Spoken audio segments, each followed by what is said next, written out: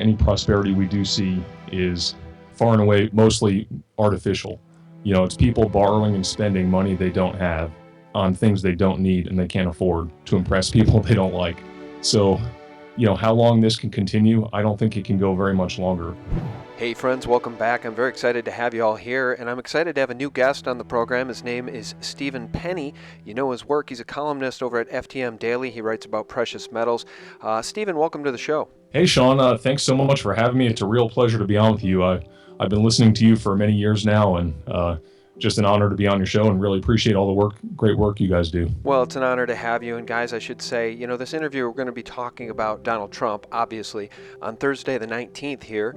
And we're going to be talking about so many other things as well, including precious metals, the economy, and diversifying income streams. And Stephen's going to give out an email should you want to sign up for an absolute free webinar. I've gone through the webinar with him. I've signed up for this alternative income stream, and we'll talk more about that in a second. Stephen, real quickly, can you throw out your email address so people have that for the webinar? And we'll get into the details about the webinar here at the end of the interview.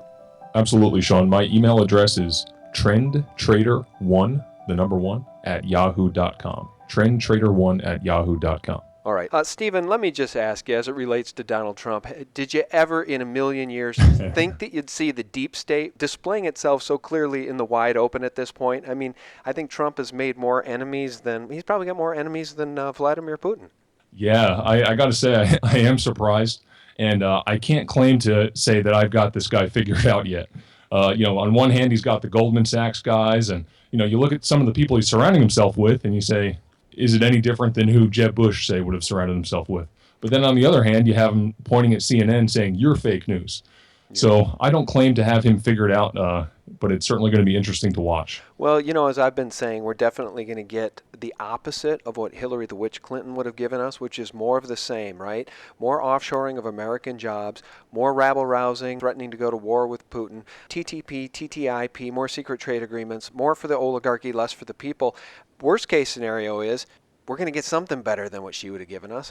Yeah, it's hard to disagree with that. Who isn't happy that it looks like we're going to avoid a war with Russia? I mean, that's a great thing. But one concern I have is we may go from avoiding a war with Russia to heating up tensions with China. So it looks like we may be getting peace on one side and stirring up tensions on the other. Yeah, well, you know who's stirring up the tensions? Listen, I'm going to play you a clip. This is Maxine Waters on MSNBC with Chris Matthews.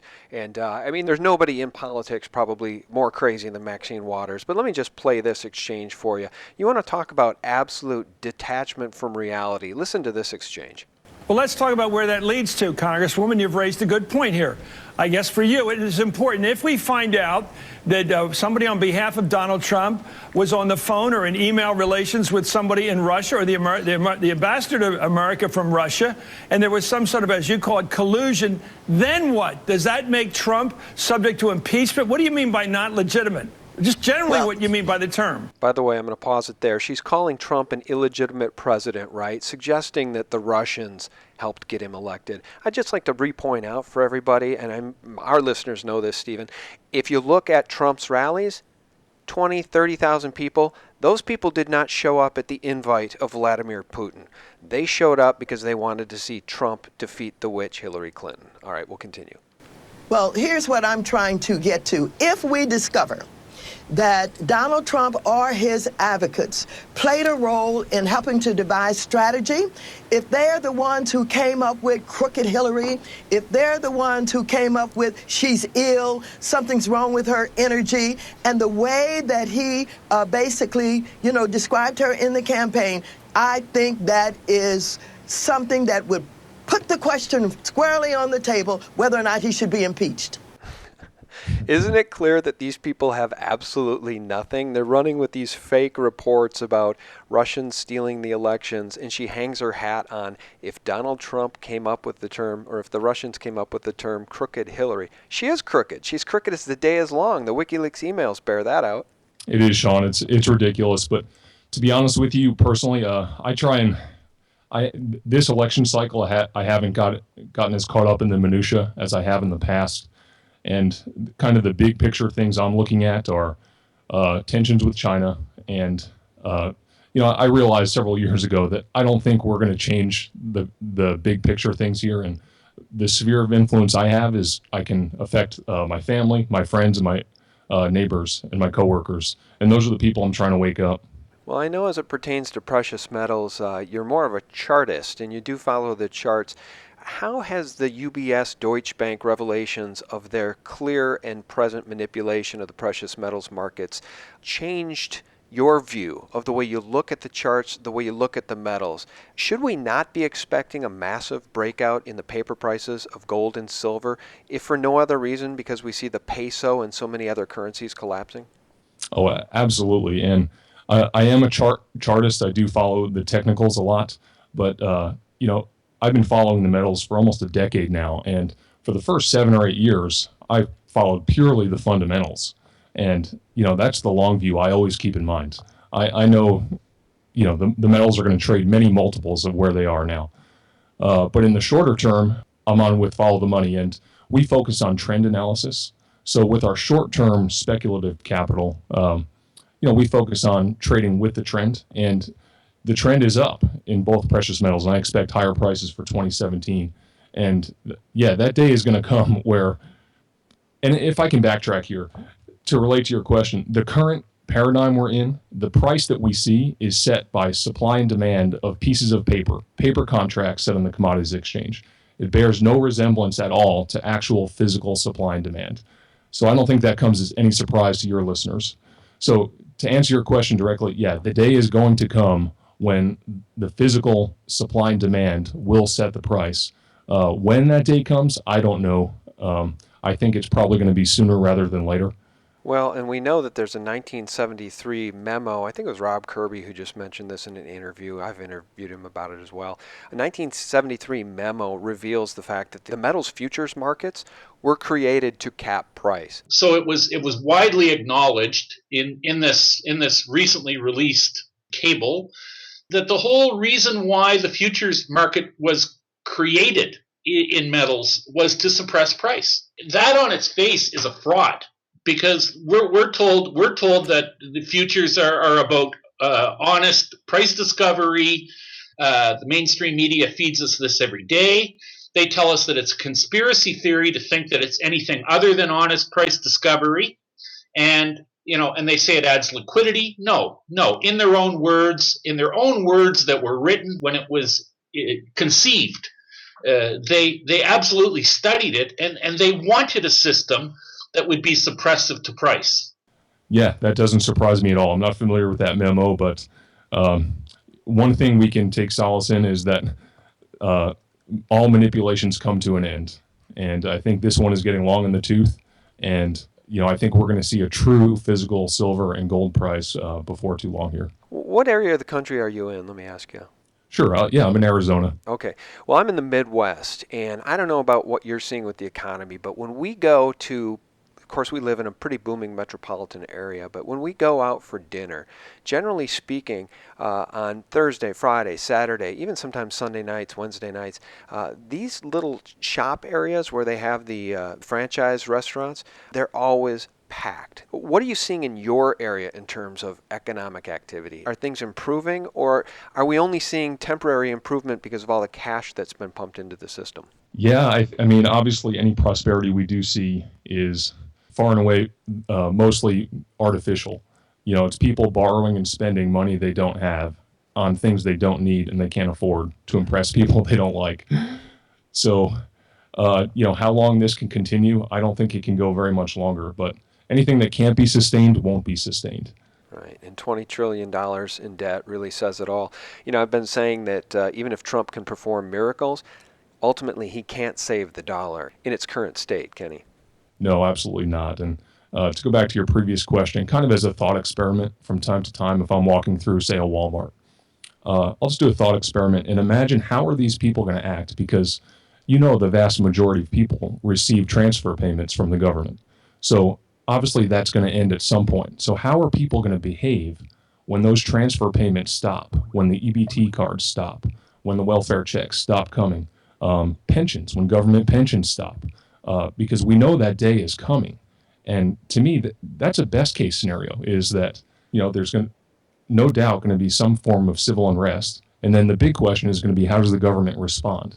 And that's when things can get really ugly. Yeah, we've long surmised that when the EBT cards ultimately get shut off, we're going to see chaos in the cities. I think one of the warning signs that we can look to, a very quantifiable warning sign of the system being in deep trouble, is what we see going on with the pension funds. In Texas specifically, most recently, a pension fund was closed because some of those on the inside wised up and demanded their money, wanted to redeem all of their pension money, which of course caused really a run on the pension. They closed the pension. I think we're going to see a lot more of that. As the money dries up, people will panic.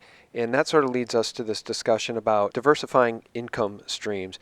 You and I probably both know in our immediate lives, friends, neighbors, colleagues who have been laid off. I can see it in my neighborhood. In fact, one of my neighbors has their house up for sale because times have gotten tough for that family based on a layoff.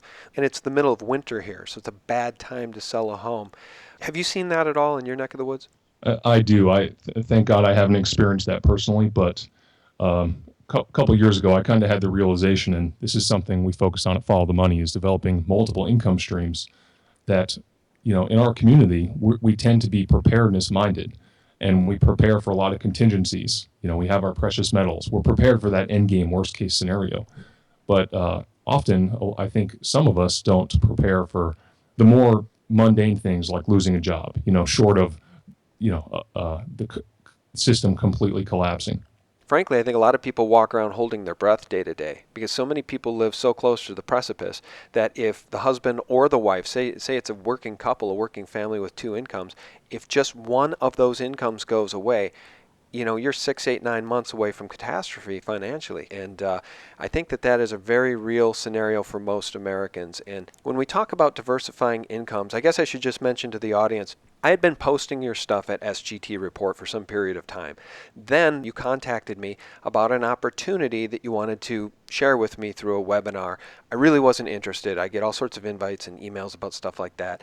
Not interested typically. I put it off. I kept knocking it back up to the top of my email box so I'd finally read it and dig into it. And it did pique my interest. So then I contacted you. Then we did the webinar. And then I signed up for this thing that we're not going to share with the audience. And I think it's a very interesting idea. Guys, one thing I'll say is that I used to be an executive at Target Corporation. Those who have been following my interviews since day one would know that. And companies like Target and Walmart, the places we go to buy the stuff we need, do extremely well by taking a big margin on every item you buy from their stores. What if you could buy the things you need, like fluoride-free toothpaste, organic coffee, vitamins, laundry detergent, if you could buy the stuff you needed from a different source, and a source that offered you equity in that purchase? First, I should say you're going to be holding some webinars about this if people are interested. Yeah, Sean. If anyone would be interested in joining me on a webinar, I'm going to be hosting the first one this Friday evening at 8 p.m. Mountain Time. Saturday morning, Saturday afternoon, Saturday evening, and then do the same thing on Sunday, 3 on Sunday. And we'll put a link that you can register for that in the comment section beneath this interview. And a better way may be just to email me personally. My email address is trendtrader1@yahoo.com, and I'll send you an invitation link to join that webinar. And, it's not going to be I'm selling you or anything. It's just something I think people in our community could benefit a lot from. So I just want to share it with people. If they're interested, great. If they're not, that's totally fine too. Just to flush this out a little further, guys, this is sort of like a buyer's club. It's a little bit like Costco, and then you have ownership in Costco. Stephen, do you just want to flush that out a little bit? Because it's not like Amway. I once had neighbors that took us out to eat. They invited us out to dinner. We were new to the neighborhood, and they took us out to dinner, and then they sprung this whole Amway pitch on us, which was just a miserable hour and a half of our lives. This isn't that, is it? No, absolutely not. There's been times where I've tried to explain it in a short period of time, and it really does warrant a full 20 minutes or so on the webinar. But yeah, it's a really unique business model that I think will appeal to anyone who's free market. And this is a company that's been around for over 30 years. They've got a Better Business Bureau top rating, and it just falls in line. At Follow the Money, we specialize. One of the things we emphasize is developing multiple streams of income, and I've been working on developing several. And this is by far the simplest one and the easiest one. And what's appealing is anyone can do it. So if you'd like to hear more, I'd encourage you to just come check it out. No one's going to pitch you anything or try and sell you anything. And Sean, you had mentioned when we were talking off the air with this whole fake news thing that's going on now, I think it's getting tougher for alternative media outlets to advertise. And there's nothing wrong with having a donate button. I mean, a worker's worth his keep, and I would be happy to donate if you put up a donate button. Yeah, I appreciate that. Yeah, we've never had a donate button, and I'm proud of that. And that's not to disparage anyone in alt media who has one. Do you have any other ideas for folks as it relates to diversifying income streams? Anything that's obvious that most people just don't think about, aside from running out and getting a second or a third job? Yeah, I work with Jerry Robinson at Follow the Money, and I'm a fairly new analyst there, so I don't want to pretend like it's my site. And he's developed 22 different income streams that really anyone can do. There's a whole bunch of them. I would encourage you to go to the site and check it out. Well, I've got all sorts of precious metals in physical form, and I'm glad to have that diversification outside of this monetary system. But, frankly, until the prices go to where they should go, they really kind of are just useless metal sitting in a safe. And so I'm glad I have that as diversification out of this system for when the system collapses. But on a daily basis, those precious metals aren't bringing me any sort of income stream. And so I did want to just bring this opportunity to folks. Again, the webinar is free, the information's free, and if you're interested in signing up for this opportunity, Stephen can take you through how to do that, show you the website, you can watch the videos. It's really impressive. I wouldn't steer you guys wrong. I signed up for it myself after going through the webinar. Stephen, can you shout out your email address again so people can contact you if they want to sign up? Sure. Yeah. And if you'd just like to even just come hear the webinar, shoot me an email, trendtrader1@yahoo.com. Okay. And I should apologize to anybody who does Amway, knows people involved with Amway. I got nothing against Amway. It's just that particular pitch my wife and I were given some 15 years ago was a nightmare. And the last thing I would ever want is a garage filled with items, food and things, and become a third party that then I'm a distributor for products. Yes. That's not at all what this is. So I want to thank you so much for your time. And guys, you can find more information right down below. I'll put the link right down there if you want to sign up for any of these webinars coming up. And appreciate your time, Stephen. Yeah, thank you so much, Sean. It's a real pleasure being on with you, and appreciate all the work you're doing. Well, thank you, and I certainly hope the inauguration goes very well. And, Yeah. I hope that we don't have to bring you back on for an emergency podcast, an emergency update. God willing, all will go well in Washington, D.C., and Donald Trump will be sworn in without incident. Guys, thank you so much for listening. We very much appreciate your support at sgtreport.com, thelibertymill.com, and thephaser.com. Real news 24/7. God bless. The numbers that gold and silver will hit when it's out from behind the manipulation are astronomical. And my biggest fear is that the exchanges won't even be able to value them because they won't be in business anymore.